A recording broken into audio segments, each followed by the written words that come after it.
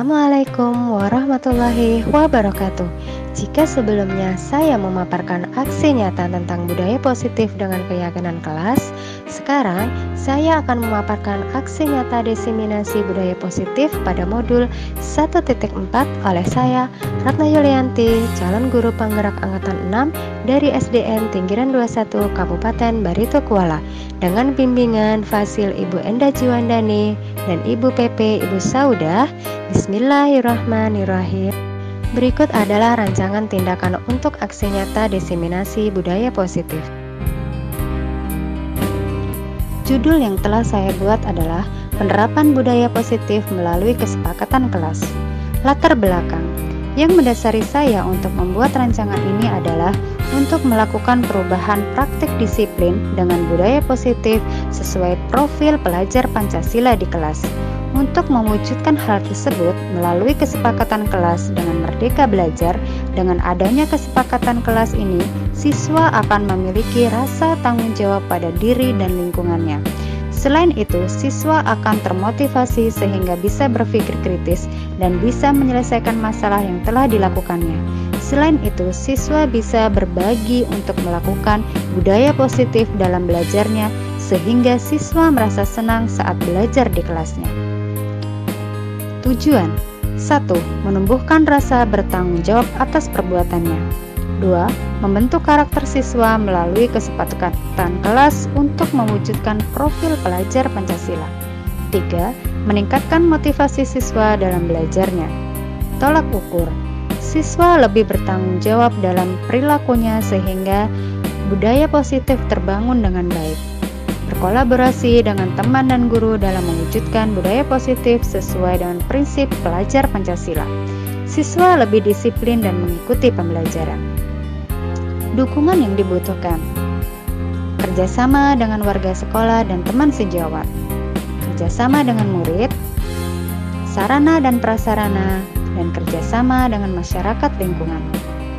Lini masa yang akan dilakukan: menghadap kepala sekolah untuk menyelesaikan pentingnya penanaman budaya positif dan keyakinan kelas di sekolah, serta meminta izin untuk diseminasi bersama rekan guru. Mengumpulkan rekan guru untuk melakukan diseminasi pemahaman materi budaya positif, keyakinan kelas, dan segitiga restitusi. Guru dan siswa merefleksi kesepakatan yang telah dilakukan tentang kendala, hambatan, dan solusi sesuai dengan segitiga restitusi. Guru dan siswa merefleksi waktu dan bentuk kegiatan. Evaluasi. Guru dan siswa membuat evaluasi pelaksanaan mingguan, meminta saran dan masukan dari kepala sekolah, rekan sejawat, dan orang tua siswa tentang budaya positif yang sudah menjadi kesepakatan kelas, merancang dan memperbaiki kegiatan dari evaluasi yang telah dilaksanakan. Sebelum melaksanakan diseminasi budaya positif, terlebih dahulu saya meminta izin kepada Ibu Pengawas, Bapak Kepala Sekolah, dan rekan guru. Berikut ini merupakan kegiatan diseminasi di sekolah mengenai pemahaman dan pengalaman budaya positif. Assalamualaikum warahmatullahi wabarakatuh. Selamat siang, salam sehat untuk kita semua. Yang terhormat Bapak Kepala Sekolah SDN Tinggiran 21, Bapak Haji Ardani SPDNM. Yang terhormat Bapak Faisal Ansar selaku Kepala Sekolah SDN Tinggiran 22. Terhormat Ibu Saudah selaku praktek mengajar. Yang terhormat Bapak Ibu Dewan Guru Gabungan dari SDN Tinggiran 21 dan SDN Tinggiran 22. Yang terhormat Bapak Sunarsam selaku pemateri. Pada kesempatan kali ini perkenalkan saya Ratna Yulianti. Pada hari ini bertindak sebagai MC dan pemateri. Mohon izin untuk memandu jalannya acara diseminasi pada hari ini. Puji syukur kita panjatkan kehadiran Allah Subhanahu wa Ta'ala yang mana telah melimpahkan rahmat dan hidayahnya sehingga kita bisa berkumpul di siang yang cerah ini dalam keadaan sehat walafiat di SDN Tinggiran 21. Tak lupa salawat serta salam kita haturkan kepada junjungan Nabi besar Sallallahu Alaihi Wasallam beserta para sahabat beliau. Sebelum acara dimulai, perkenankan saya membawakan susunan acara pada pagi hari ini. Yang pertama, pembukaan. Yang kedua, menyanyikan lagu Indonesia Raya. Yang ketiga, sambutan kepada Bapak Kepala Sekolah SDN Tinggiran 21. Yang keempat, penyampaian materi. Yang terakhir adalah penutup. Baik Bapak Ibu yang saya hormati, mari kita buka acara hari ini dengan bacaan Bismillahirrahmanirrahim. Acara berikutnya adalah doa bersama yang akan dipandu oleh Bapak Haji Ardani. Kepada Bapak Haji Ardani kami persilahkan. Assalamualaikum warahmatullahi wabarakatuh. Demi lancarnya acara diseminasi seminar pada hari ini, mari kita bersama-sama berdoa. Kita mulai dengan Al-Fatihah.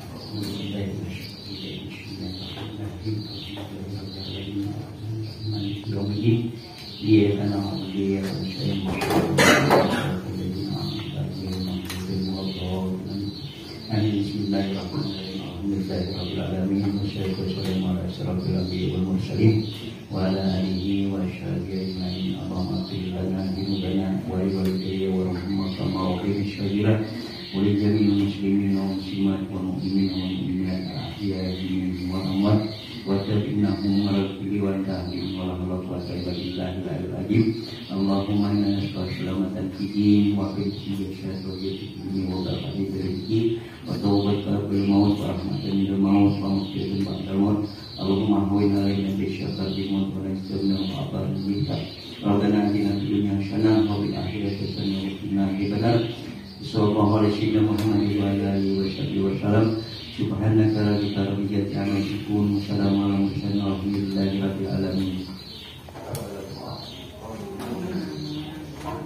Baik, terima kasih untuk Bapak Haji Ardani yang sudah membawakan doa. Semoga acara yang akan kita lalui ini membawa keberkahan dan kelancaran. Amin amin ya rabbal alamin.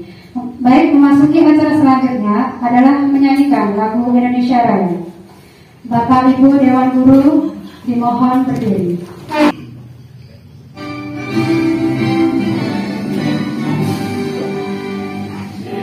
Indonesia tanah airku, tanah tumpah darahku. Di sanalah aku berdiri, jadi pandu hidupku. Indonesia bangsaku, bangsa yang tanah airku. Marilah kita berseru, Indonesia bersatu. Hiduplah tanahku, hiduplah negeriku, bangsaku, rakyatku semuanya. Bangunlah jiwanya, bangunlah badannya untuk Indonesia Raya. Indonesia Raya, merdeka, merdeka, tanahku, negeriku yang ku cinta. Indonesia Raya, merdeka, merdeka, hiduplah Indonesia Raya. Indonesia Raya, merdeka, merdeka, tanahku, negeriku yang ku cinta. Indonesia Raya, merdeka, merdeka, hiduplah Indonesia Raya. Baik, terima kasih Bapak Ibu, silakan duduk kembali. Baiklah Bapak Ibu Marikada, dengan acara selanjutnya adalah sambutan dari Bapak Kepala Sekolah SDN Tinggiran 21 kepada Bapak Haji Ardani, kami persilahkan. Assalamualaikum warahmatullahi wabarakatuh. Waalaikumsalam warahmatullahi wabarakatuh. Alhamdulillahirabbil alamin. Wassalatu wassalamu ala asyrofil anbiya'i wal mursalin wa ala alihi wa sahbihi ajmain. Amma ba'du. Pertama marilah kita panjatkan puji syukur kepada Allah Subhanahu wa taala. Pada hari ini kembali kita dapat bertemu dalam rangka destinasi seminar atas calon guru penggerak pada tahun 2022 ini. Salawat dan salam kami aturkan kepada junjungan Nabi besar Muhammad SAW serta sahabat-sahabat beliau. Bapak Ibu sekalian yang saya hormati, Ibu Saudah pembimbing praktik TGP, Bapak Faisal Prasaurah 322, Bapak Ibu undangan yang berkenan hadir pada hari ini, kami mengucapkan selamat datang, selamat bergabung dan menghadiri dalam rangka menghadiri destinasi seminar TGP atas nama Ibu Ratna Yulianti SPD. Bapak Ibu sekalian, sekali lagi kami mengucapkan terima kasih yang besar-besarnya atas kehadiran di SIN Pinggiran 21 ini dalam rangka diseminasi seminar budaya ini. Bapak Ibu sekalian, perlu kami sampaikan manfaat dan keuntungan saat kita mengikuti atau menjadi CIP ini. Keuntungan yang cukup besar diantaranya adalah manfaatnya guna pengembangan pendidikan khususnya di SIN Pinggiran 21 ini. Oleh sebab itu kami mengimbau kepada bapak-bapak ibu yang belum menjadi TGP bisa didaftarkan di tahun-tahun belakangan. Untuk sementara ini kami sangat berterima kasih atas adanya TGP atas nama Ratna Yulianti SPD di SIN Pinggiran 21 ini. Kita dapat merasakan hal tersebut, manfaat yang luar biasa, khususnya pada kita sekalian memberikan gambaran yang cukup besar untuk peningkatan pendidikan di SIN kita ini. Nah, saja barangkali yang kami sampaikan. Mudah-mudahan destinasi pada hari ini berjalan dengan lancar. Mari kita ikuti bersama-sama. Dan akhirul kalam saya ucapkan wabillahi taufiq wal hidayah. Wassalamualaikum warahmatullahi wabarakatuh. Terima kasih kami sampaikan kepada Bapak Haji Ardani yang sudah memberikan undangan buat kita supaya kita terus maju dan mengikuti calon guru penggerak. Baik, acara yang kita tunggu-tunggu adalah acara penyampaian pemateri. Pemateri yang pertama disampaikan oleh Bapak Sumarsam SPD. Kepada Bapak Sumarsam kami persilakan. Bismillahirrahmanirrahim. Assalamualaikum warahmatullahi wabarakatuh. Waalaikumsalam warahmatullahi wabarakatuh. Yang saya hormati Bapak Ardani SPD NM selaku Kepala Sekolah SDN 21. Yang saya hormati Bapak Faisal Ansari SPD selaku Kepala Sekolah SDN Pinggiran 22. Yang saya hormati Ibu Saudah SPD selaku pengedukasi pembimbing kami di calon guru penggerak angkatan 6 dari Kabupaten Bandar Kuala, beserta rekan Bapak Ibu guru yang berbahagia. Sebelumnya kami ucapkan terima kasih yang sebesar-besarnya kepada Bapak Haji Ardani SDM yang berkenan menyediakan waktu tempat untuk kami melaksanakan kegiatan diseminasi budaya positif yang kami dapatkan dari materi calon guru penggerak angkatan 6 ini. Yang selanjutnya kita langsung ke materi. Sebelumnya puji dan syukur kita haturkan kehadiran junjungan kita Nabi besar Muhammad SAW, karena dengan limpahan rahmat, karunia dan hidayahnya juga kita dapat bertemu berkumpul pada kegiatan hari ini. Langsung saja kita awali kegiatan pada hari ini yang pertama mengenai perubahan pada jemaah. Nah, sebelum masuk dan memahami ini, ulun minta tolong Bapak Ibu sekalian untuk berdiri sebentar. Nah, yang pertama silakan Bapak Ibu berhadapan dengan rekannya. Nah, sekarang bisa dilihat gambar yang ada di depan, gambar kepala tangan. Nah, di sini salah satu dari Bapak Ibu silakan mengepalkan tangan dari pasangannya, silakan mengepalkan tangan, dan yang satu nanti berusaha untuk membuka. Jadi bisa dipahami? Kita mulai ya. 1, 2, 3, silakan.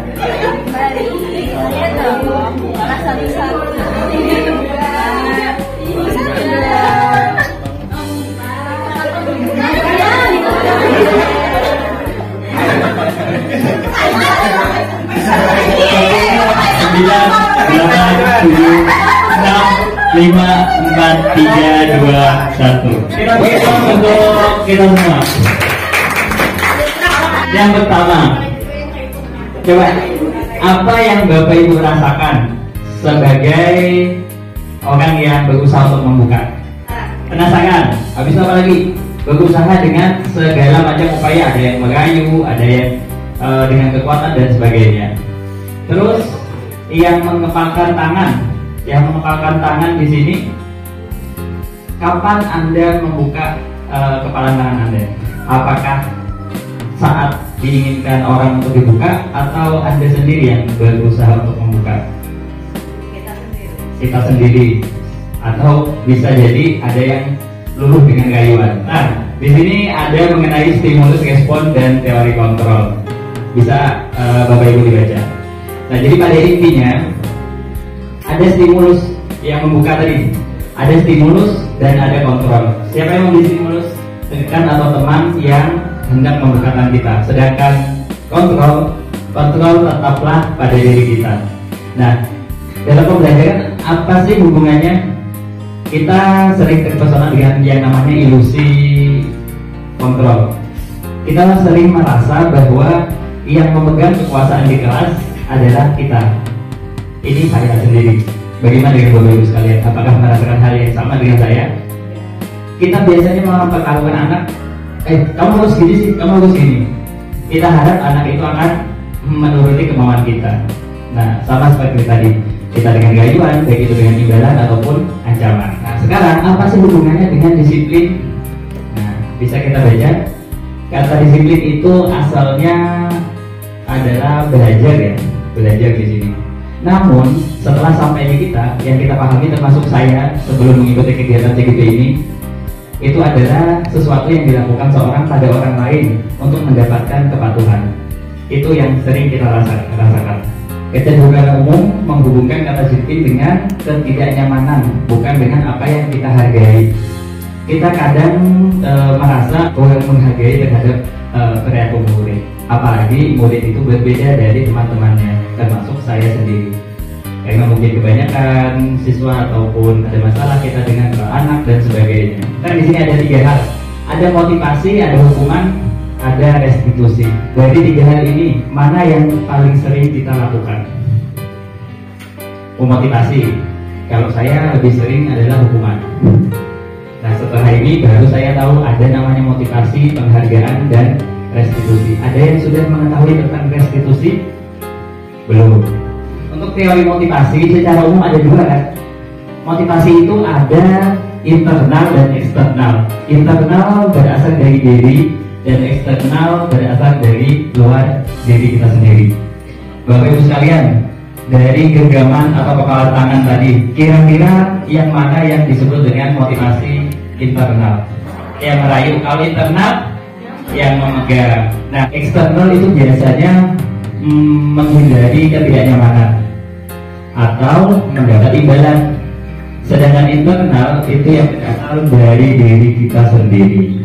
Nah, di sini penambahan materi pada hal yang dihukum dan pengaruhnya, hukuman itu bisa jadi jangka pendek.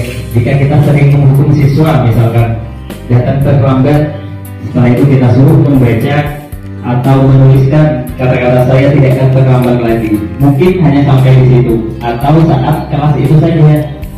Namun dampak yang selanjutnya kita tidak bisa memastikannya. Dengan kondisi zaman yang seperti ini, dengan kemampuan teknologi para peserta didik, mungkin dia lebih dulu mengetahui materi daripada kita sebagai gurunya. Nah, oleh sebab itu nanti kita sama-sama belajar intinya, bukan saling menggurui. Nah, ada lagi yang sering kita ataupun saya lakukan, dihukum oleh penghargaan menurunkan kualitas, terus penghargaan mematikan kreativitas, yang terakhir adalah penghargaan mengurangi motivasi intrinsik. Jadi siswa yang memiliki kemampuan masing-masing dengan karakteristik masing-masing bisa jadi terkekang dengan rule yang kita paksakan terhadap mereka. Nah, di sini ada beberapa hal. Ada perbedaan di sini, ada hukuman dan konsekuensi. Bapak Ibu bisa membacanya, salah satu contoh dari hukuman dan konsekuensi. Kayak tadi, mencatat 100 kali di dalam buku, terus mengganti kertas dengan teman yang telah dicoret-coret. Saudara, perbedaan antara hukuman dan konsekuensi. Nah, sekarang ada yang mengetahui perbedaan antara hukuman dan konsekuensi?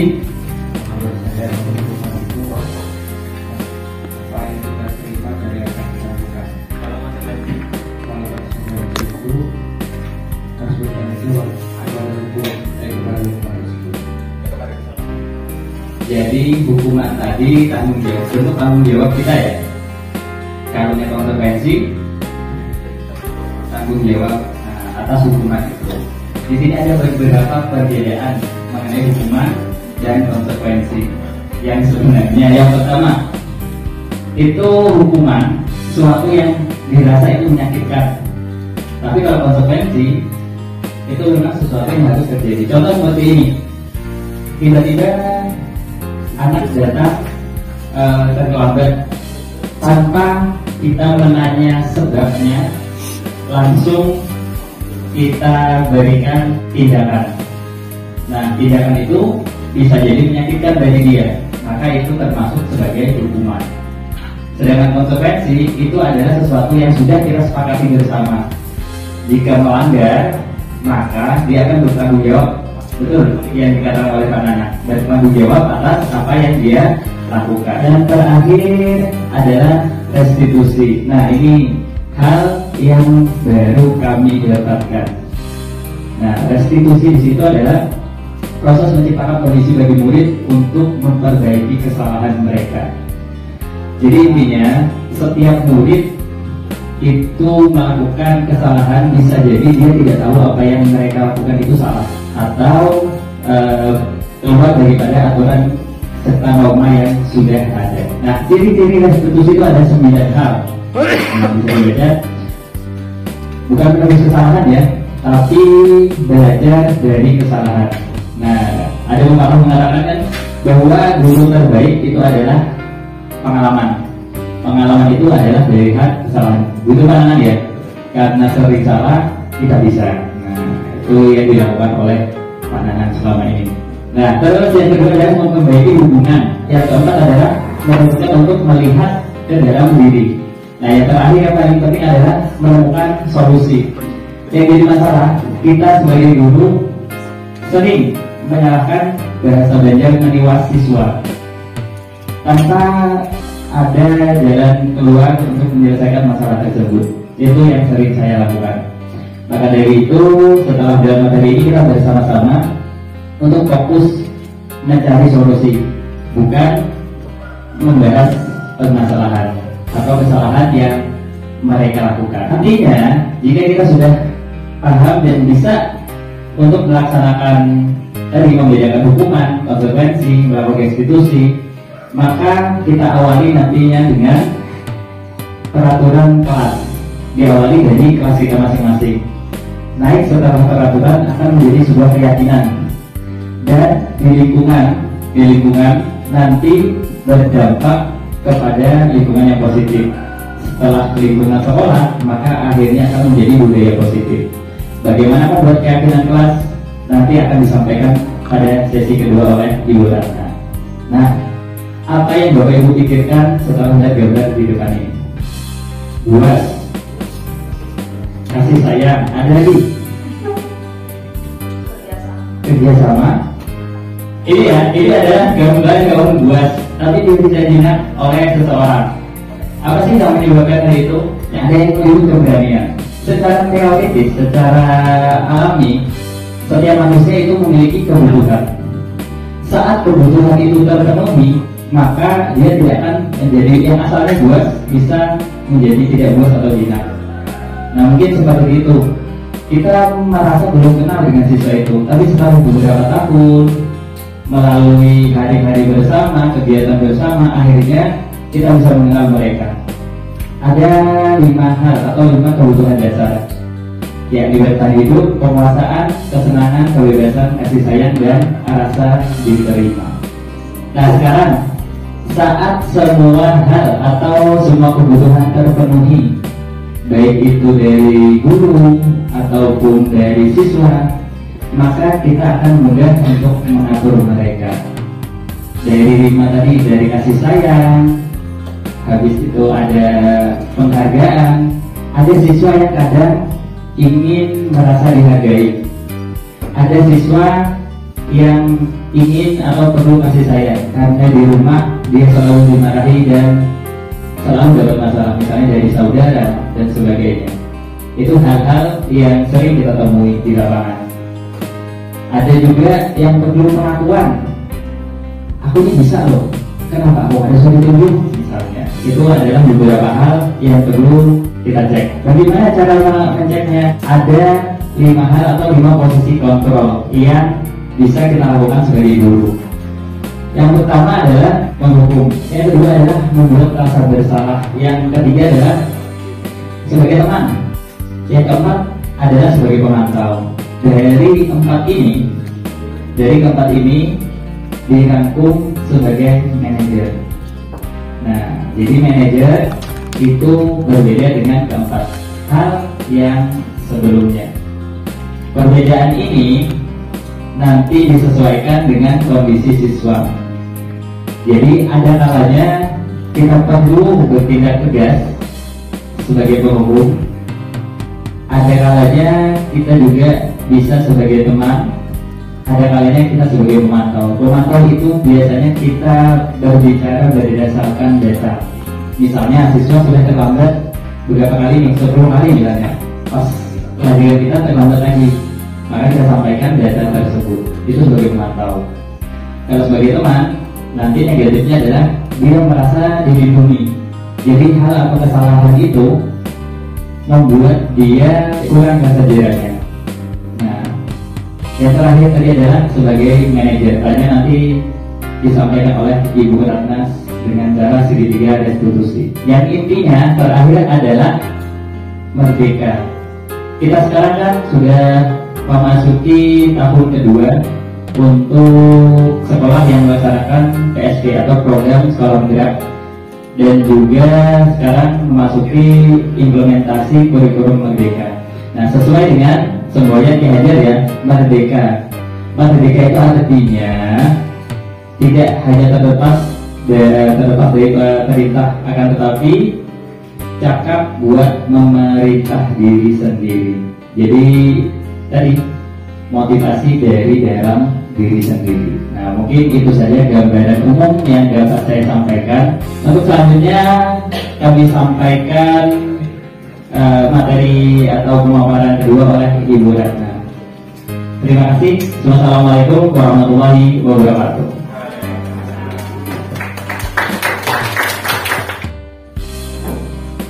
Assalamualaikum warahmatullahi wabarakatuh. Pak Smart, Pak Ibu semuanya, pemaparan yang begitu luar biasa oleh Bapak Sumarsam tentang budaya positif. Saya di sini juga mau melanjutkan tentang pemaparan dari Bapak Sumarsam tentang budaya positif. Untuk mengulas pemateri yang telah Bapak Sumarsam tadi sampaikan, yang pertama paradigma perubahan. Bagaimana cara kita mengubah mindset kita dari yang dulu kita mengajar seperti ini, kemudian dulunya kita mengambil posisi kontrol penghukum misalnya. Jadi kita harus merubah mindset itu menjadi lebih baik. Nah, tadi Bapak Sumarsam juga menjelaskan bagaimana cara siswa itu supaya berkebudayaan positif. Tadi dengan mendisiplinkan diri, dengan cara apa? Dengan disiplin positif. Tadi selain disiplin positif, seorang guru harus memilih di antara 5 posisi kontrol mana yang paling tepat untuk diterapkan. Yang paling tingkatannya tinggi yaitu adalah posisi kontrol sebagai manajer. Kita memilih sebagai posisi kontrol manajer karena apa? Karena di posisi kontrol manajer itu merubah peserta didik itu dari pikiran, dari dirinya sendiri, dari pemahaman dia melakukan kesalahan, bukan dengan menyalahkan peserta didik. Tentunya kita sebagai seorang guru, seorang pendidik, kita harus mengayomi, menuntun, dan membimbing peserta didik supaya berakhlak baik. Seperti Bapak Menteri, kita harus dasarkan pada profil pelajar Pancasila. Selain itu, seorang guru bagaimana caranya siswa itu dibimbing oleh kita supaya berakhlak baik. Baik, saya akan melanjutkan tetap di budaya positif yaitu keyakinan kelas dan segitiga restitusi. Sebelumnya, supaya Bapak Ibu tidak ngantuk, kita brain test dulu. Nah, saya punya permainan sedikit. Begini, angka 0, yes, oke. Bapak Ibu boleh memilih, kalau ganjil mau apa yes? Yes. Ganjil, kalau budaya suka yang ganjil. Ganjil yes. Kalau genap no, kita sepakat ya. Ganjil yes, genap no. Oke. Sekarang cara permainannya seperti ini. Sebelumnya kita menghitung dari sebelah sini dulu 1, 2, 3, 4, kemudian disambung, kemudian berikutnya di sini. Nanti kalau sudah menghitung, diingat-ingat Bapak Ibu, angkanya itu diingat-ingat ya. Tadi gilirannya kena angka berapa? Jangan mengambil punya tetangga ya. Tetap diingat-ingat angka kalian itu berapa. Kemudian kita tadi sepakatnya tadi apa? Janji apa? Yes, genap no. Kalau misalnya saya tebak nomor 1 ganjil apa genap? Ganjil, berarti apa? Yes-nya yes ya Bu ya. Kemudian di sebelahnya langsung bilang no. Iya yes no. Kita pertanyaan yes no. Kemudian saya bilang angka 7. Angka 7 genap apa ganjil? Ganjil. Yes. Berarti di sebelahnya setelah angka 7 angka 8. No, langsung disautan. Tapi cepat. Oke, yang pertama Ibu ingat adalah angka yang Ibu pilih. Kemudian yang kedua adalah yes no. Oke, siap? Kalau sudah siap, berhitung mulai. 1, 2, 4, 5, 6, 7, 8, 9, 12. Dari angka 1 sampai 12. Oke, siap? 6, 9. Yuk. Iya, setelah 9 berarti? Ya, konsentrasi sebentar. Oke, ulang tepuk tangan untuk Ibu Bapak Ibu. Baik, kita lanjut ke laptop. Pertama, budaya kelas yang akan saya sampaikan terhadap aksi nyata saya, yaitu pertama adalah keyakinan kelas. Yang selama ini kita terapkan adalah aturan ya, dan Bapak Ibu, aturan di kelas. Betul tidak? Aturan. Kenapa tidak aturan, tidak peraturan, tetapi keyakinan? Kenapa kita memilih keyakinan kelas?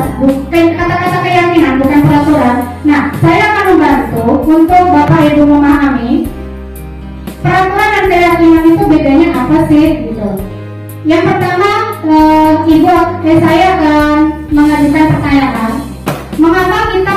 peraturan tentang penggunaan helm pada saat mengendarai kendaraan roda 2 atau motor. Kira-kira pertanyaan ini peraturan atau keyakinan? Peraturan. Betul sekali, peraturan ya. Mengapa kita memiliki peraturan tentang penggunaan masker dan mencuci tangan setiap saat? Peraturan atau keyakinan, Bapak Ibu? Peraturan. Betul, keyakinan? Peraturan. Peraturan. Oh, jadi seperti itu. Pertanyaan tadi adalah peraturan. Nah, sekarang saya tanya, dari pertanyaan nomor 1, jawabannya apa, Bapak Ibu? Demi keselamatan. Hapus untuk nomor 1. Kemudian untuk pertanyaan nomor 2, siapa yang bisa menjawab? Mengapa kita memiliki peraturan tentang penggunaan masker dan mencuci tangan setiap saat? Untuk kesehatan. Baik. Kalau tadi Bapak dan Ibu mengatakan kalau pertanyaan itu adalah peraturan, sekarang jawaban yang sudah Bapak Ibu jawab, yang pertama tadi keselamatan, yang kedua adalah kesehatan. Keselamatan dan kesehatan itu termasuk peraturan atau keyakinan? Nah, dari sini bisa Bapak Ibu cerna mengapa kita memilih keyakinan. Oke, bisa ya. Kenapa kita memilih keyakinan? Karena coba bayangkan, peraturan itu dampaknya relatif, waktunya apa? Singkat atau lama? Singkat ya. Tetapi kalau keyakinan itu kita meyakinkan diri siswa itu. Misalnya kita memiliki peraturan tentang penggunaan helm. Kalian Bapak dan Ibu memilih helm itu karena apa? Keselamatan itu dalam hati, yakin dalam hati karena ingin selamat, ya kan? Tetapi kalau peraturan, mengikuti peraturan, Bapak takutnya ditilang sama Pak Polisi. Udah sampai di situ aja, ya sudah helmnya kacau, ya kan? Tapi kalau keyakinan dari dalam diri kita aku pengen selamat, jadi aku memakai helm, jadi aku memakai masker, mencuci tangan, jadi ada dalam keyakinan. Intern, kemudian itu tadi keyakinan kelas itu bersifat lebih abstrak daripada peraturan yang lebih rinci dan konkret. Betul sekali. Kalau keyakinan kelas itu kita buat di dalam kelas, tapi kalau peraturan itu tentunya di sekolah. Ruang lingkupnya lebih luas. Baik, keyakinan kelas berupa pernyataan universal. Oke, selanjutnya Bapak. Oke, mengapa perlu membuat keyakinan kelas? Penting tidak Bapak Ibu kita membuat keyakinan kelas? Penting sekali. Karena apa? Karena setiap tindakan atau perilaku yang kita lakukan di dalam kelas dapat menentukan terciptanya sebuah lingkungan positif. Coba tadi sudah dijelaskan ya tentang lingkungan positif itu atau budaya positif itu seperti apa. Yang lingkungan positif itu tentunya lingkungan yang membuat siswa itu nyaman, enak untuk belajar, adem, ya seperti itu ya lingkungan yang positif. Kemudian kalau perilaku warga kelas tersebut menjadi sebuah kebiasaan yang akhirnya membentuk sebuah budaya positif. Contohnya budaya positif yang ada di sekolah Bapak Ibu. Bapak Ibu sudah menerapkan budaya positif? Contohnya apa saja Bapak Ibu? Iya, bersalaman itu termasuk sopan santun. Kemudian apa lagi budaya positifnya? Jumat takwa, religi ya, banyak sekali. Sebenarnya kita banyak sekali tentang budaya positif. Jadi kalau Bapak dan Ibu sudah mempunyai gambaran ya budaya positif itu seperti apa. Jadi kenapa keyakinan kelas itu digabungkan dengan budaya positif? Iya, karena keyakinan kelas itu bisa menciptakan sebuah budaya positif yang diawali di dalam kelas. Oke, manfaat di luar kelas yang pertama menemukan motivasi intrinsik. Tadi sudah kita singgung dari dalam diri siswa sendiri. Kemudian seseorang akan lebih bergerak dan bersemangat untuk menjalankan keyakinannya. Betul sekali. Daripada serangkaian peraturan. Baik, seorang anak itu kalau hanya untuk dituntut untuk mematuhi peraturan saja, itu anak-anak paling cuma takut Bapak Ibu. Dihukum, lari 5 lapangan misalnya. Ya kalau pelajaran olahraga oke lah. Tapi kalau pelajaran matematika sudah lari 5 keliling, disuruh mengerjakan lagi 25 soal matematika. Iya, gurunya yang terlalu ya. Nah, jadi kalau hukuman itu bukannya membuat anak itu menjadi efek jerah, tetapi membuat anak itu dol dan takut. Kemudian yang ketiga, mereka perlu mendengarkan dan mendalami tentang suatu keyakinan daripada hanya mendengarkan peraturan-peraturan yang mengatur mereka hanya berlaku begini dan begitu. Betul sekali. Kalau peraturan memang di dalam sekolah itu memang ada peraturan Bapak dan Ibu ya, harus kita taati.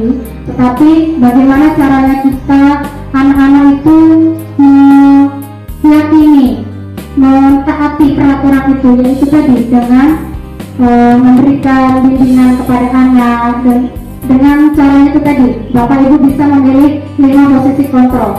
Tapi perlu diingat ya Bapak Ibu ya, tadi sudah disampaikan kalau hukuman itu bisa membuat anak down. Yang paling bagus adalah manajer dan posisi kontrol sebagai pemantau. Itu juga bisa diterapkan oleh kita. Lanjut Bapak. Kemudian, nah seperti ini. Dalam aksi nyata saya yang 2 minggu lalu, saya membuat keyakinan kelas. Apakah Bapak dan Ibu sudah pernah melaksanakan? Kalau ada yang sudah melaksanakan, boleh bertukar pikiran kita melaksanakan atau membuat keyakinan kelas. Belum? Oke. Kalau belum, saya akan membagikan pengalaman saya setelah membuat keyakinan kelas. Alhamdulillah, setelah membuat keyakinan kelas, anak yang pertama lebih teratur, lebih berdisiplin, dan tentunya lebih bertanggung jawab. Yang pertama, langkah-langkah membuat keyakinan kelas itu adalah curah pendapat. Oke, curah pendapat itu tentunya kita dengan bermusyawarah, menampung semua pesan, semua kalimat yang anak-anak atau siswa itu buat, kita tampung semuanya. Curah pendapat, misalnya Ibu, saya pengen kelas ini rapi, seperti itu, kita tampung semuanya. Kemudian jadi si guru ini memberikan pertanyaan, bagaimana anak-anak supaya kelas kita itu lebih nyaman, lebih enak untuk belajar. Kita bikin aturan yuk, seperti itu. Misalnya guru mengajak siswa dulu, kita membuat keyakinan kelas, setuju atau tidak? Setuju. Nah, kalau sudah setuju, barulah kita membuat bermusyawarah untuk siswa bagaimana apa saja yang akan dimasukkan dalam keyakinan kelas. Semua tidak terkecuali. Misalnya dalam 20 semuanya mengeluarkan suara dan pendapat. Oke. Next. Setelah curah pendapat, langkah selanjutnya adalah mencatat semua pendapat. Betul. Tidak terkecuali ya, semua pendapat yang anak-anak atau siswa itu utarakan kita catat semuanya. Jadi saya yakin dari anak yang satu, 20 siswa itu semuanya mempunyai karakteristik yang berbeda-beda. Ada yang suka damai kelasnya, ada yang suka bersih kelasnya, pasti tidak ada yang ada yang sama, tetapi pastinya ada perbedaan. Baik, jadi kita semua mencatat pendapat dari semua siswa. Selanjutnya adalah kumpulkan semua pendapat dari siswa. Jadi kita sebagai seorang guru menyempurnakan kata-kata tersebut. Kalau anak-anak yang membuat kalimat, pasti mereka mempunyai bahasa ibu, terus susunan kalimatnya itu tidak pas. Jadi tugas kita adalah menjadi kalimat yang positif supaya lebih dipahami dan dicerna oleh siswa. Kemudian langkah yang keempat adalah setelah nanti menjadi kalimat positif, langkah yang keempat adalah temukan nilai kebajikan, tinjau ulang, setujui. Tentunya di dalam semua pendapat yang sudah siswa tuangkan itu kita menemukan nilai kebajikan. Tentunya harus ada nilai kebajikan di dalam semua pendapat. Misalnya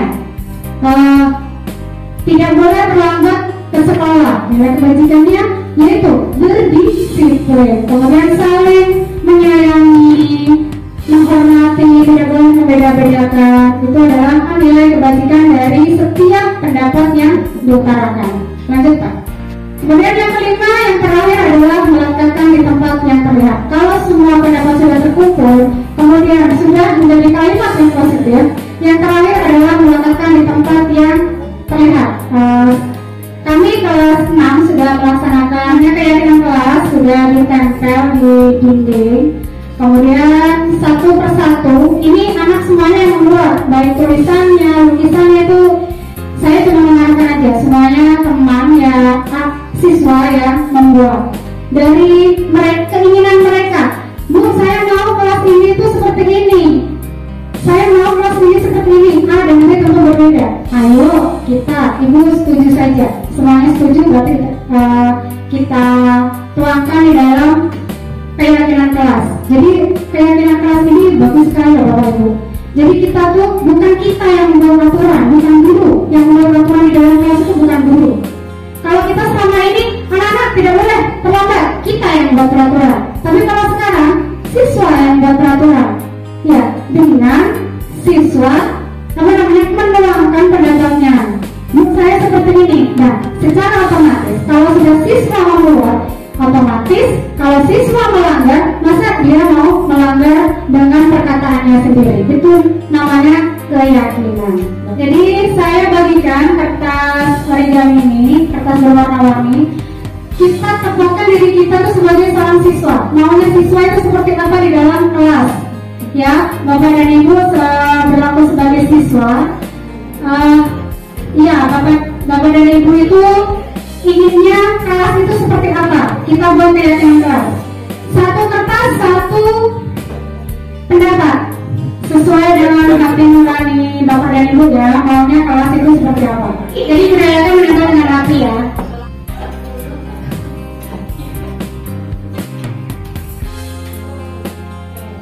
Keyakinan kelas ini tentunya karena siswa yang membuat sendiri aturan, jadi otomatis siswa harus mematuhinya. Oke, aplaus untuk Bapak dan Ibu semuanya. Terima kasih sudah membuat keyakinan kelas. Jadi keyakinan kelas ini harus ditaati karena kalian sendiri yang membuat peraturan. Oke, next class. Sekarang kita sudah habis materi tentang keyakinan kelas. Nah, sekarang adalah segitiga restitusi. Adalah proses menciptakan kondisi bagi murid untuk memperbaiki kesalahan mereka. Benar sekali. Restitusi itu adalah memperbaiki kesalahan mereka. Dengan cara apa? Bukan dengan cara, hei, kamu terlambat ini. Bukan dengan cara mendekati siswa, supaya siswa itu merasa, oh saya salah. Karena sudah merasa salah, berarti apa? Harus memperbaiki kesalahan tersebut. Itulah dari restitusi itu ada 3 langkah yang namanya dari segitiga restitusi. Yang pertama adalah menstabilkan identitas. Bagian dasar dari segitiga ini bertujuan untuk mengubah identitas anak dari orang yang gagal karena melakukan kesalahan menjadi orang yang sukses. Nah, menstabilkan identitas. Contohnya anak melakukan pelanggaran apa ya Bapak Ibu? Kalau pengertian mungkin kurang itu ya, mengenai ya. Jadi kita langsung ke contohnya aja. Siswa melakukan pelanggaran apa misalnya ini? Misalnya ada siswa yang berambut panjang itu melanggar keyakinan kelas ya. Jadi siswa harus terlihat rapi, itu termasuk kerapian ya. Nah, menstabilkan identitas. Jadi seperti ini. Caranya kita mendekati siswa ya. Kita tidak langsung menyalahkan siswa tersebut, tapi kita dekati. Jadi kita seolah-olah masuk ke jiwanya anak. Salahnya kita seolah-olah pernah melakukan kesalahan itu dengan cara mendekati misalnya seperti itu. Misalnya si Tony, Mas Tony, rambut gondrong itu bagus. Mas Tony juga keren. Mas Tony itu melakukan kesalahan, tidak Mas Tony aja yang melakukan kesalahan. Mungkin banyak siswa-siswa yang lain rambutnya gondrong. Jadi merasa anak itu tidak sendiri, tidak melakukan kesalahan sendiri. Bahkan kita sampai berkata, ya semua orang, bahkan ibu juga pernah melakukan kesalahan. Karena apa? Manusia itu tidak ada yang sempurna. Jadi kalau anak sudah seperti itu kan, nah otomatis ada si anak. Kan? Iya. Kita seolah-olah tuh masuk, kita mengetahui salahnya anak, tapi anak sendiri yang sadar kalau itu salah. Bukan kita yang mengatakan kamu rambut gondrong tidak boleh. Bukan. Itu kan dari kesadaran eksternal ya. Tapi kalau anak meyakini dia sendiri yang salah, itu namanya dari internal. Itu menstabilkan identitas. Kemudian yang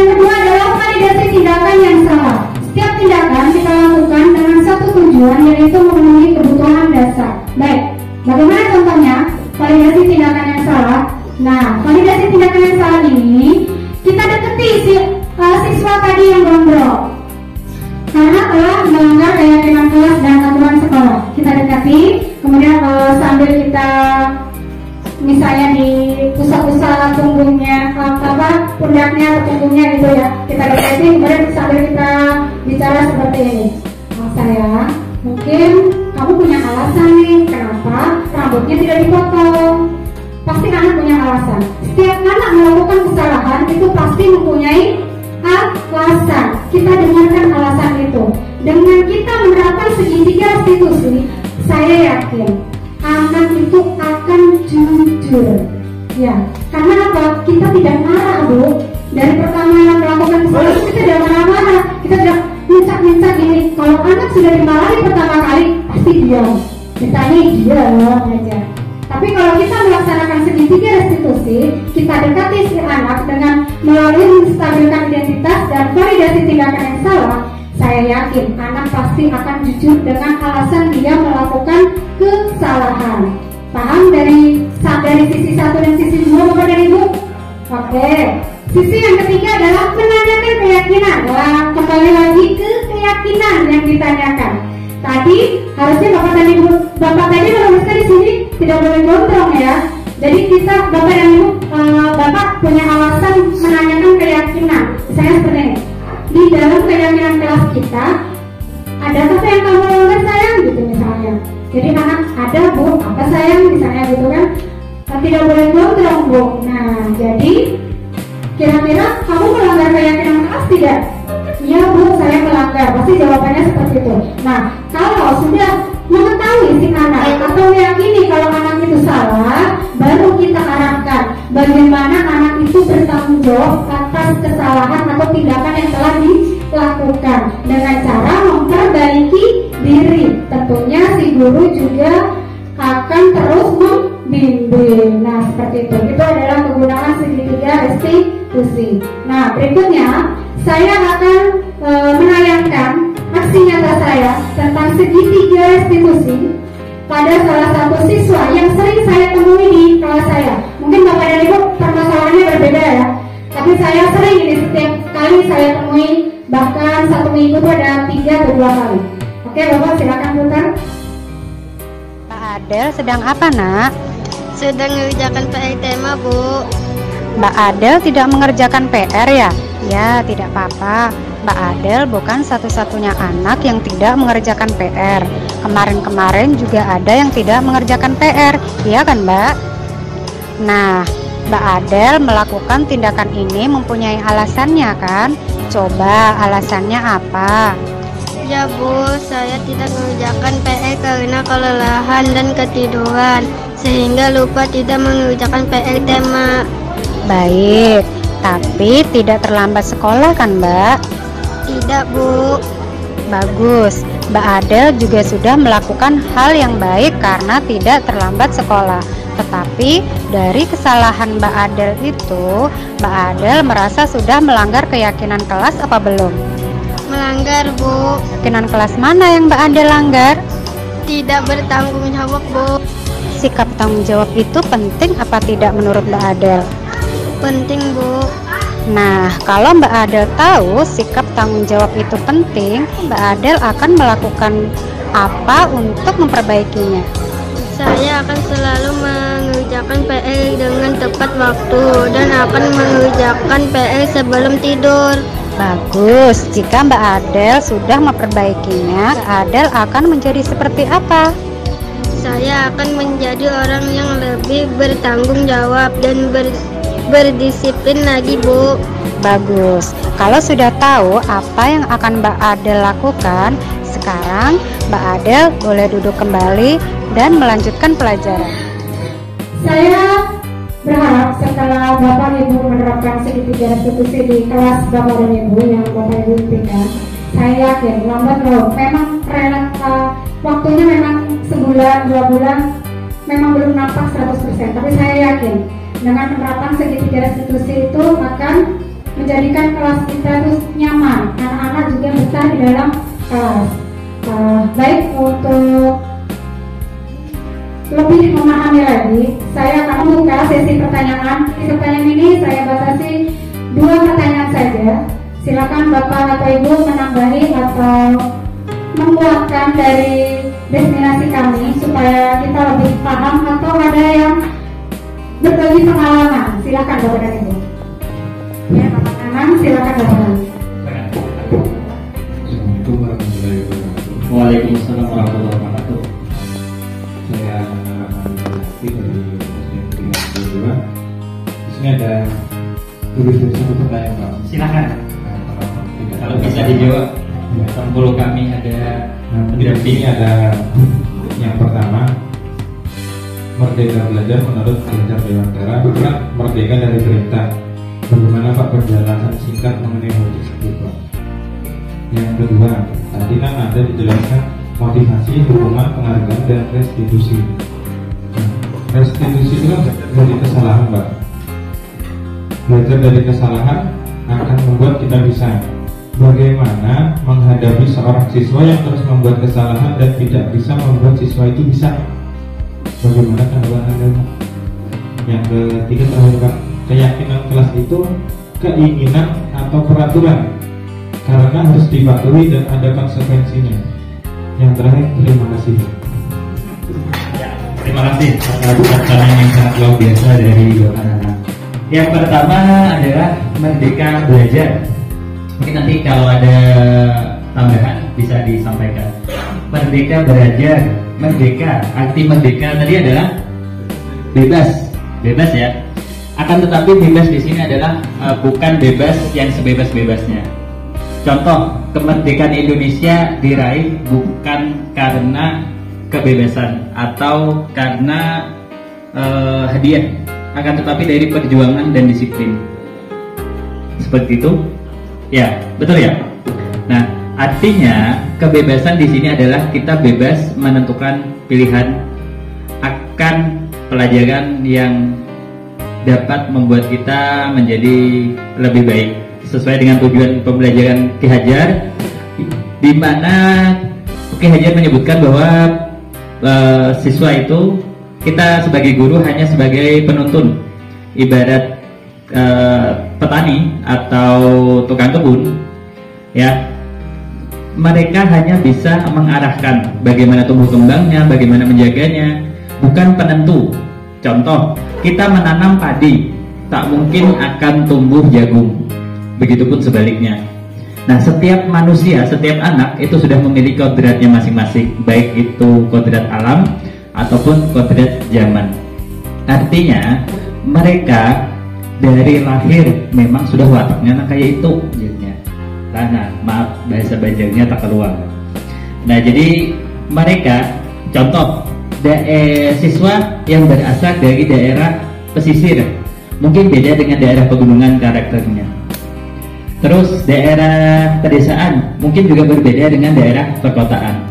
Daerah perkotaan mungkin lebih banyak, lebih bisa mengakses hal-hal baru. Akan tetapi permasalahan di sana pun juga lebih kompleks. Jika di sini kenakalannya hanya sebatas hal-hal mungkin tadi tidak susah diberitahu, habis itu jarang masuk. Tapi kalau yang di perkotaan, kalau mau bolos mereka bisa ke mall. Itu anak SD mungkin. Ada di beberapa tempat, habis itu dengan alasan tertentu. Dan mungkin kecanggihan teknologi tadi kodrat alamnya, kodrat yang dibawa oleh karakternya, kodrat zamannya yang sekarang mungkin berbeda dengan zaman kita waktu sekolah. Ya, Bapak Ibu ya, beda. Kalau kita sekolah belum punya HP, sekarang sudah punya HP, segala bisa diakses, janjian bisa di mana-mana. Ya, kita nanti ketemu di sini ya. Kalau dulu suka, itu zaman saya. Ya, jadi seperti itu. Intinya adalah tugas guru menuntun siswa ke tumbuh kembangnya untuk mencapai kebahagiaan dan keselamatan. Itu intinya. Jadi tujuan pembelajaran nantinya adalah siswa itu bisa bahagia dan selamat sesuai dengan kodrat tadi. Yang pertama, yang kedua adalah belajar dari kesalahan, restitusi ya. Oke. Restitusi tadi adalah belajar dari kesalahan. Terus bagaimana siswa yang berulang-ulang kali melakukan kesalahan. Seperti itu ya, Pak Nana? Oke. Tadi ada disampaikan mengenai 5 kebutuhan. 5 kebutuhan. Di antaranya tadi apa? Kasih sayang, kesenangan, penghargaan, ya, dan lain-lain. Tadi ada 5. Nah, saat kebutuhan itu terpenuhi, maka restitusi atau hari kita lakukan itu akan berdampak. Namun jika kebutuhan itu tidak terpenuhi, maka akan tetap pada kondisi yang tadi itu, melakukan kesalahan. Contoh seperti ini, pernahkah Bapak bertanya kepada siswa Bapak, kenapa sih kamu bisa melakukan hal yang seperti itu?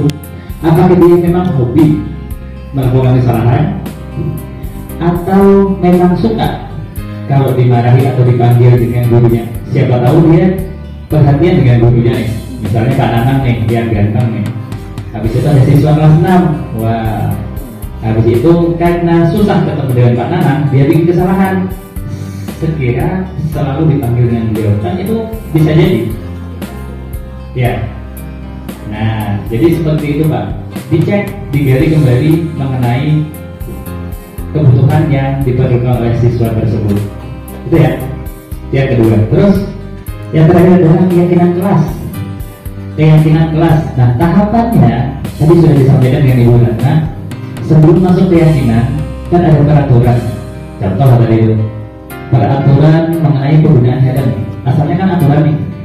Nah, setelah itu, setelah kita tahu peraturan dilakukan terus-menerus, akhirnya menjadi keyakinan atau kesadaran. Kita ini sebagai manusia terkadang perlu dipaksa. Nah, contoh berdatang nih. Ada dipaksanya, ada datang. Misalnya, curhat. Nah, apalagi lelakian nih, nggak dipaksa, apa berdatang. Nah, itu contoh ya, contoh. Nah, dari mana tadi itu pemaksaan tadi ya, dari peraturan.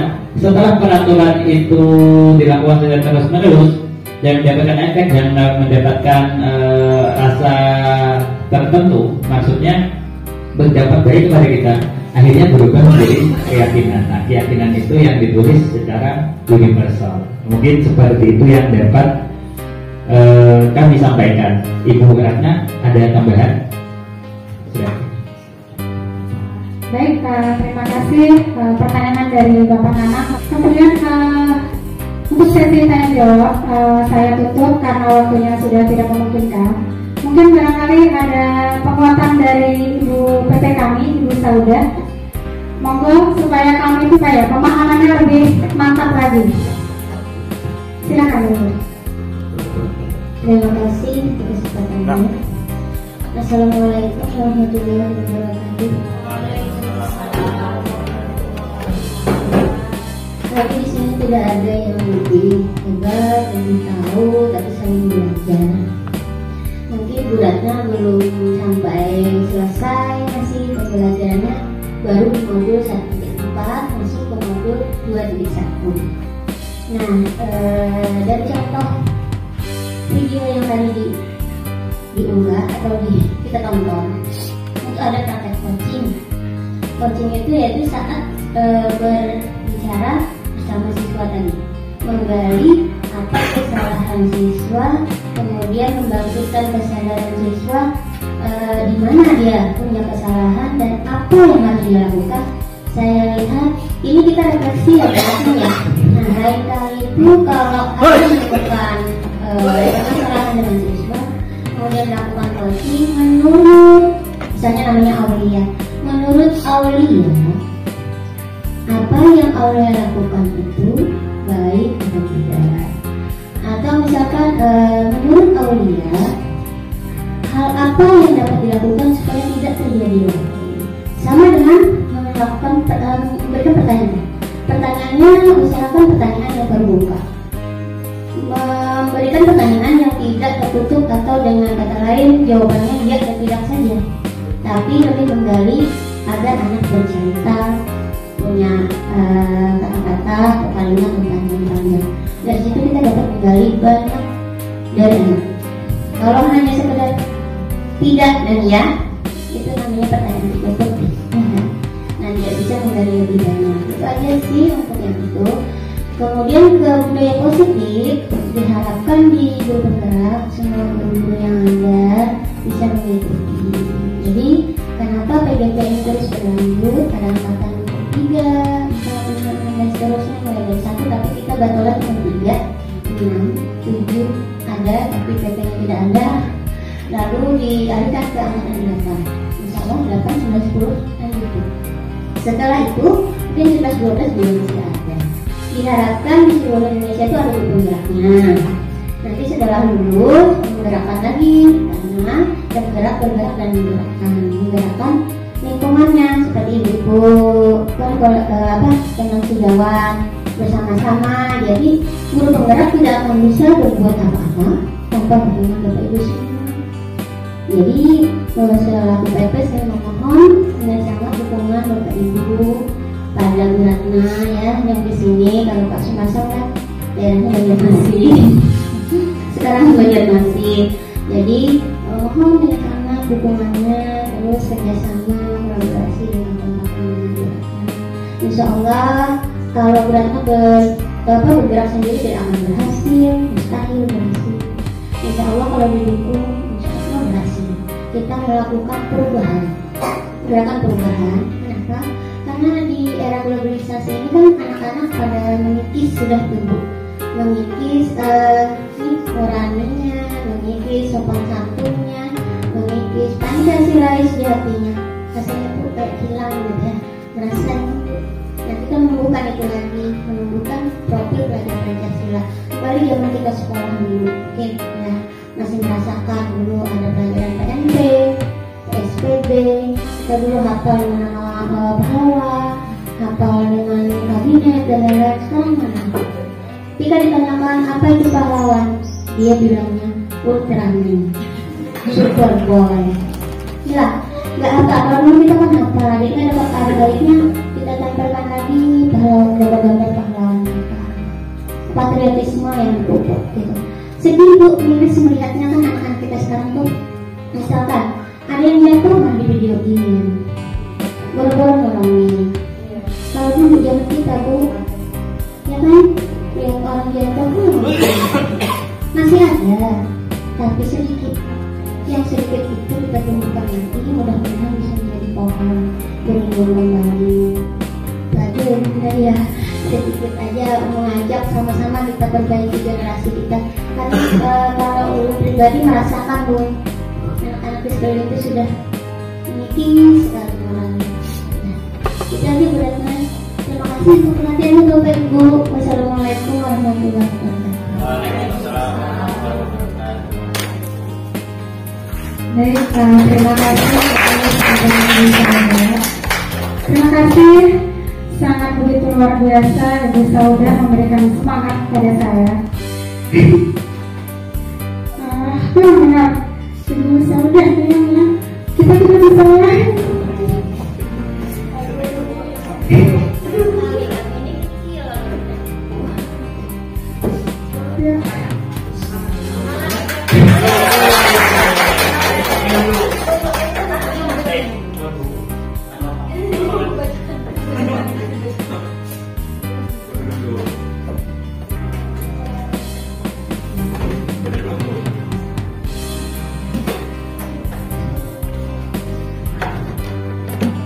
Ya, baik.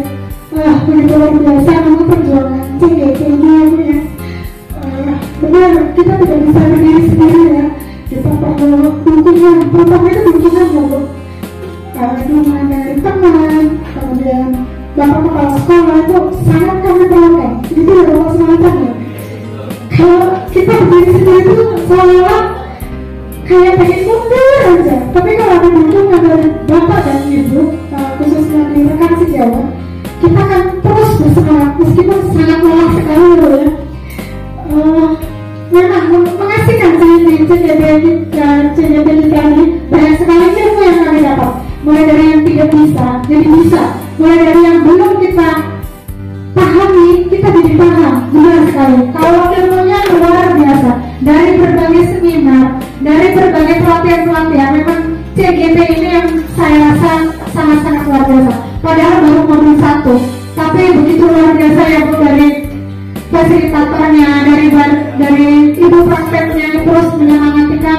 ilmu-ilmu ibu yang selalu dituangkan kepada kami itu sangat luar biasa. Terima kasih untuk rekan sejawat yang selama ini sudah mendukung saya, khususnya di SDN Pikiran 21. Mohon maaf jika selama saya menjadi calon guru penggerak banyak sekali kekurangan. Terutama saya sering meninggalkan tugas mengajar karena ada misalnya ada tugas yang begitu padat, dan juga saya meninggalkan sekolah karena ada loka karya atau orientasi yang pernah saya lakukan. Itu saya mohon maaf sekali. Saya berterima kasih sekali sama Bapak Ibu rekan sejawat, khususnya ya, yang telah memotivasi saya, mendampingi saya sampai saya terus sampai ke modul 2 ini. Testimoni kita pada siang hari ini, saya selaku pembawa acara dan pemateri Bapak Sumarsan mengucapkan banyak sekali terima kasih atas kehadiran Bapak dan Ibu Dewan Guru serta Ibu Sauda dan Bapak Kepala Sekolah.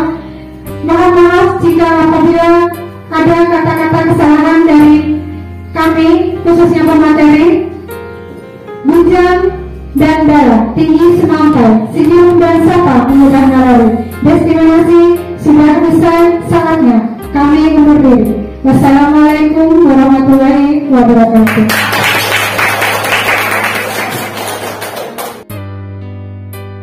Dalam aksi nyata ini, saya menyertakan testimoni dari Kepala Sekolah dan Dewan Guru tentang diseminasi budaya positif yang telah kami lakukan. Berikut adalah testimoni dari Kepala Sekolah dan rekan guru. Assalamualaikum warahmatullahi wabarakatuh. Selamat pagi, salam sejahtera untuk kita semua. Perkenalkan, nama ulun Faisal Ansar selaku Kepala SDN Tinggiran 22. Terima kasih juga ulun ucapkan kepada Ibu Ratna Yulianti selaku guru penggerak perwakilan daripada SDN Tinggiran 21 yang sudah berkenan memberikan kesempatan kepada ulun pribadi untuk membuat video sebagai rekaman testimoni destinasi budaya positif yang sudah dilaksanakan kemarin ya. Kami alhamdulillah bisa mengikuti acara tersebut bersama guru-guru SDN Tinggiran 22 dan itu sangat berarti sekali pengalaman guru-guru dengan mendengarkan bisa ikut serta untuk mendengarkan paparan materi yang disampaikan oleh guru penggerak, dan insya Allah itu adalah sebagai bekal positif untuk guru-guru kami. Mudah-mudahan bisa menerapkan di sekolahan kami, karena itu salah satu pembelajaran yang positif untuk guru-guru kami bekerja di sekolah. Oke, mungkin itu yang dapat kami sampaikan. Wabillahi wal taufiq hidayah. Wassalamualaikum warahmatullahi wabarakatuh. Assalamualaikum warahmatullahi wabarakatuh. Perkenalkan, nama saya Siti Nur Aika. Saya adalah rekan kerja dari Ibu Ratna Yulianti. Setelah kami mengikuti diseminasi yang dilaksanakan oleh Pak Sumarsan dan Ibu Ratna, saya sangat merasa senang karena mendapatkan ilmu baru dan pengetahuan baru mengenai cara mendidik siswa. Banyak pengetahuan yang baru yang sebelumnya tidak saya ketahui, khususnya cara memberikan bimbingan kepada siswa yang bisa menggunakan 3 posisi kontrol. Saya juga baru mengetahui ternyata dengan menggunakan cara sebagai manajer, kita bisa lebih efektif membimbing siswa jika siswa tersebut melakukan kesalahan. Dengan memperhatikan aksi nyata yang ditampilkan Ibu Ratna Yulianti tentang keyakinan kelas, saya menjadi ingin menanamkan di kelas saya dengan membuat keyakinan kelas supaya siswa merasa lebih nyaman dan betah di kelas. Terima kasih saya ucapkan kepada Ibu Ratna Yulianti yang sudah berbagi ilmu dan penerapan untuk sekolah kami. Saya akhiri dengan ucapan wassalamualaikum warahmatullahi wabarakatuh. Berikut adalah dokumentasi aksi nyata diseminasi budaya positif yang telah kami laksanakan pada hari Sabtu 5 November 2022 bertempat di SDN Pinggiran 21. Ada kereta malam ke Jakarta, bikin ngantuk dan sangat sepi. Merdeka belajar bisa tercipta, membentuk siswa cerdik, berani dan mandiri. Alhamdulillahirrabbilalamin. Demikian pemaparan aksi nyata diseminasi budaya positif. Semoga bisa menjadi inspirasi bagi Bapak Ibu guru hebat untuk mewujudkan siswa yang berkarakter. Wassalamualaikum warahmatullahi wabarakatuh.